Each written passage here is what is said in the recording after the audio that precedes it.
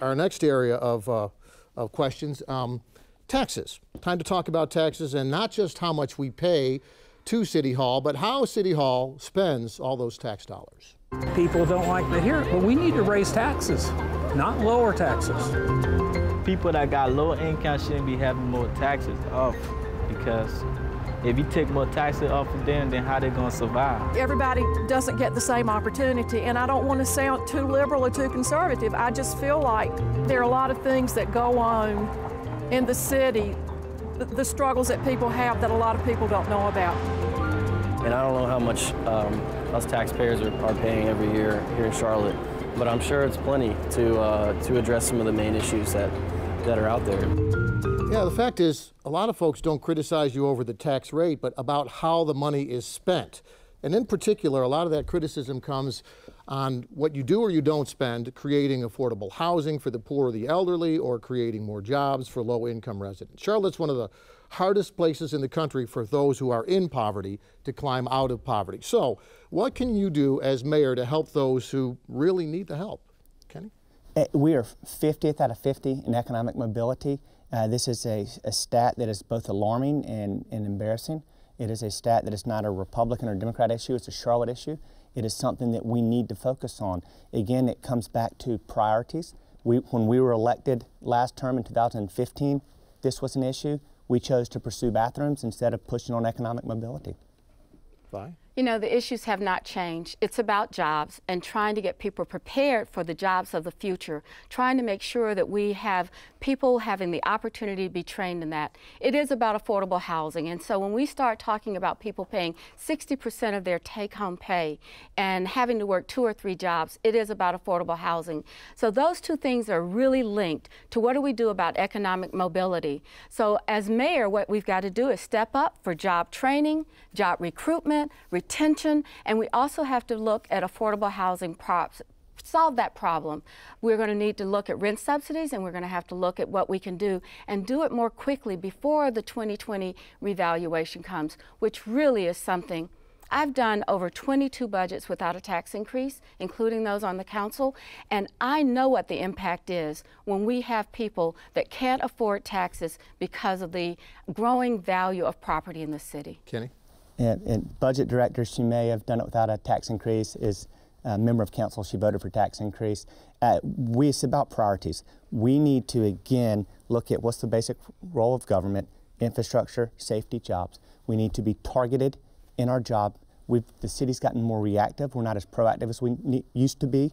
We need to go out and have jobs across the sector: manufacturing, tech, service, legal. We need to have jobs that are at each pay level so folks can afford to live in their homes, so folks can afford to get groceries, so folks can afford to pay the toll roads that are coming, and that we have an opportunity that they can afford to live in a city that they love as much as we do. Fine. So it's easy to have the soundbite that I voted for a tax increase, but if you really look behind that soundbite, what happened was 80% of the people in the city paid fewer in property taxes, lower property taxes, because we changed a fee that everyone was paying equally. And so we have to do a balancing. You have to have some knowledge and understanding. It's not just the rate, it's not just how we pay it, it's how we put together the major sources of income to deliver the services that are basic to everyone. So yes, I did vote for that tax increase, but I also lowered the fee for garbage collection and the solid waste fee. 80% of the people in this community paid lower taxes as a result of that as a total. It just so happened that the lion's share of those people lived in 2 districts, in District 6 and 7, where we already have issues where they feel as though they're not getting enough in return for the tax dollars they pay. North of 65% in those districts face an increase. We need to have some equitable challenges. We need all of our city to grow. I hear from my district all the time, we recognize that we're a donor district to a certain extent, but we need to make sure that some of those dollars flow back into areas of the town.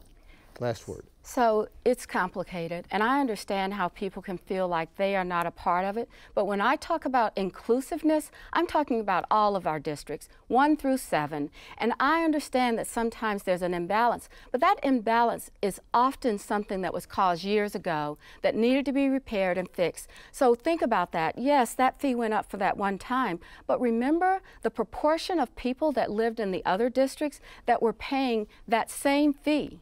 And it was perhaps something we needed to look at, and I'm willing to look at any option. I'm going to work collaboratively with our city council, with our city manager, our finance team. We've got some big issues, but we want to keep this an affordable place to live, and that's my commitment. We've got time for one more question, but no response after the answer to the question. It's about incentives. Amazon wants to go somewhere, maybe Charlotte. But should we be spending tax dollars on things like tax breaks and incentives for big companies, or, say, football and soccer stadiums? Kenny? I oppose the soccer stadium. In fact, we had an opportunity to really take soccer out at the knees recently, where we could have taken tourism dollars, put it into a project at Bojangle, taken Bojangle's money out that was in the form of a bond, and put it into affordable housing. And I think those are the priorities our citizens are looking for. I don't think our citizens are looking for us to fund soccer. I think they're looking for us to fund Discovery Place and meeting our existing obligations. Bye. I think that the district 6 representative and I agree that soccer, I'd love to have soccer here. I don't think that that should be a governmental subsidy. There are ideas about how to bring hospitality jobs to our city, and we need to do that when it's appropriate, like we did for the football stadium. But overall, when we talk about these issues, I think, again, balancing these priorities are important, and doing them fairly with equitable and understanding our history is important. Well, you've answered all of our questions. Now it's your